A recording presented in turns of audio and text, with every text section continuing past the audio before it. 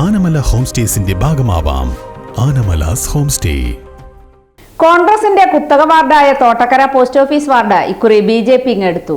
കോൺഗ്രസിന്റെ കുത്തക വാർഡായ തോട്ടക്കര പോസ്റ്റ് ഓഫീസ് വാർഡ് ഇക്കുറി BJP ഇങ്ങെടുത്തു. BJPയുടെ TK ജയശങ്കറാണ് 169 വോട്ടുകളുടെ ഭൂരിപക്ഷം നേടി വാർഡ് BJPക്ക് നേടിക്കൊടുത്തത്. ഭരണവിരുദ്ധ വികാരത്തിനപ്പുറം കുടുംബാധിപത്യത്തിന് എതിരെയായിരുന്നു ജനങ്ങൾ വിധി എഴുതിയതെന്ന് ജയശങ്കർ പറഞ്ഞു. വളരെ കടുപ്പമേറിയ ഒരു മത്സരമായിരുന്നു. കാരണം നീണ്ട കാലം തൊട്ട്, അതായത് UDFന്റെ കയ്യിൽ തന്നെ ആയിരുന്നു, അതായത് പ്രത്യേകിച്ച് കോൺഗ്രസിൻ്റെ കയ്യിലായിരുന്നു ഈ വാർഡ്. ഈവൻ കോൺഗ്രസിനേക്കാൾ കൂടുതൽ സത്യൻ പെരുമ്പർക്കോടിൻ്റെ കയ്യിലായിരുന്നു ഈ വാർഡ്.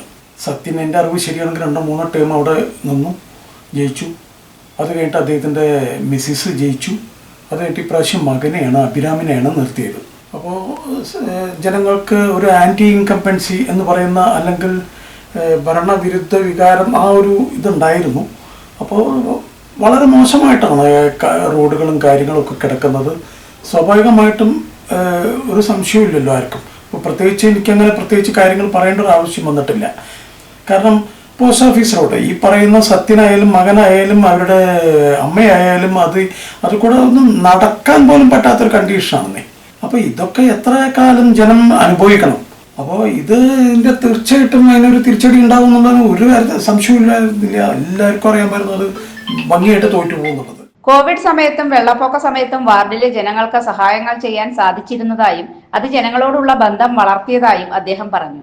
അതോടൊപ്പം BJPയുടെ പ്രാദേശിക നേതാക്കളുടെ പിന്തുണയും വിജയത്തിലേക്ക് വഴി തെളിച്ചതായും ജയശങ്കർ പറഞ്ഞു. കൊറോണ സമയത്തൊക്കെ ധാരാളം ഹെൽപ്പുകൾ ഞാൻ ചെയ്തിട്ടുണ്ട്. അതായത് വെറുതെ എന്തെങ്കിലും കുറേ പൈസ കൊണ്ട് കൊടുക്കുമെന്നല്ല. അന്നത്തെ കാലത്ത് ഒരു വണ്ടി പോലും കിട്ടാതെ ഓട്ടോറിക്ഷ വരില്ല, കാറ് വരില്ല, എല്ലാവരും പേടിച്ച് ഹോസ്പിറ്റലിലേക്കൊന്നും പോവില്ല. ആ സമയത്ത് ഞാൻ പലർക്കും മരുന്ന് എത്തിച്ചു കൊടുക്കുകയും പല ആളുകൾക്കും ഭക്ഷണങ്ങൾ എത്തിച്ചു കൊടുക്കുകയും ഒക്കെ ഞാൻ ചെയ്തിട്ടുണ്ട്. ഇലക്ഷന് നിൽക്കണം ചിട്ടോ ഒന്നും ആയിരുന്നില്ല. അന്നൊന്നും ഞാൻ ഈ പറഞ്ഞ കൊറോണ സമയത്തൊന്നും ഞാൻ ഈ സത്യനോ അല്ലെങ്കിൽ ആരെങ്കിലും ഞാൻ അവിടെ കണ്ടിട്ടില്ല. എന്തെങ്കിലും ചെയ്തതായിട്ട് എനിക്കറിയില്ല. അന്നത്തെ മെമ്പറായിരുന്നു. പിന്നെ നമ്മളുടെ വെള്ളപ്പൊക്കം വന്നപ്പോൾ, ഒറ്റപ്പാലത്ത് വെള്ളപ്പൊക്കം 2 തോടും നിറഞ്ഞു കവിഞ്ഞ് ഒഴുകിയപ്പോൾ ഞങ്ങളുടെ ഏരിയയിൽ വളരെയധികം നാശനഷ്ടങ്ങൾ സംഭവിച്ചിട്ടുണ്ട്. ഈ പറയുന്ന ഒരാളും ഞാൻ അന്ന് അവിടെ കണ്ടിട്ടുണ്ടായിരുന്നില്ല. പക്ഷെ അന്നൊക്കെ നമ്മൾ ധാരാളം ആളുകളെ ഹെൽപ്പ് ചെയ്തിട്ടുണ്ട്. അത് ഒരിക്കലും രാഷ്ട്രീയ പ്രവേശനത്തിന് വേണ്ടിയിട്ട് ഉള്ള ഒരു ചെയ്തികളായിരുന്നില്ല.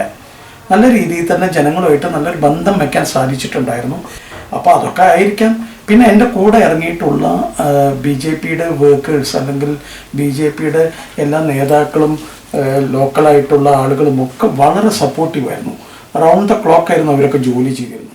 റോഡുകളുടെ നവീകരണത്തിന് തന്നെ ആയിരിക്കും ആദ്യ പരിഗണന നൽകുക എന്നും, കണ്ണിയമ്പുറം തോടിന്റെ സൈഡ് ഉയർത്തി സംരക്ഷിക്കുക, കേന്ദ്ര ഫണ്ടുകൾ വിനിയോഗിച്ചുള്ള വികസനം, വാർഡിലെ സാമ്പത്തിക ബുദ്ധിമുട്ട് അനുഭവിക്കുന്നവർക്കുള്ള സഹായത്തിനായി കമ്മിറ്റി രൂപീകരണം എന്നിങ്ങനെയുള്ള കാര്യങ്ങളെല്ലാം പരിഗണനയിൽ ഉണ്ടെന്നും ജയശങ്കർ വ്യക്തമാക്കി. ഒന്ന് പോസ്റ്റ് ഓഫീസ് റോഡാണ് ഇമ്മീഡിയറ്റ് അറ്റൻഷൻ വേണ്ടത്.